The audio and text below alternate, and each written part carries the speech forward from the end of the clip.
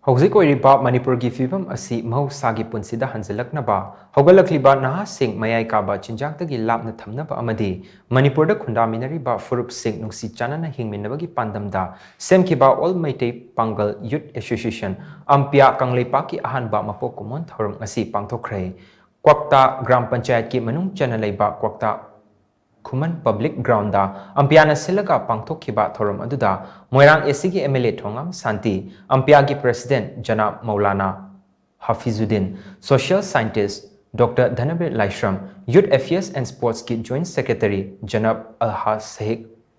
Abdul Hakim United Naga Council Working Committee ki convener Samson Remai amadi tongan ba CSO gi luchingba kyan na athoiba mithunglen oina saru yakhe thorom aduga marilena MLA thongam Santina hai AMPYA na chahi amagi manungda pangthorakliba thabak thorom sing asi thagat ningai ni tasengna hairabada AMPYA asi chahi kayagi mamangdagi lerak lamlaba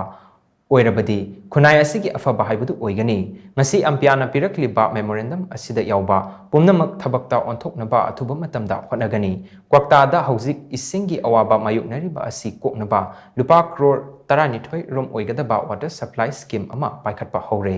laibak thibadi irang asina maram oiraga thabak leplaga leiri adumupu mathang tha January dagi security matik chana thamlaga thabak makha chatharagani loinana kwakta high school asi higher secondary gi thakta onkhatlagani houjik school asigi building sanaba mafam leitri school gi building sanaba gi tamak kwakta gi miyamna numit 15 ni gi manungda lam ama pibiu haina MLA thongam Santina appeal tokhi Megi tangi thoki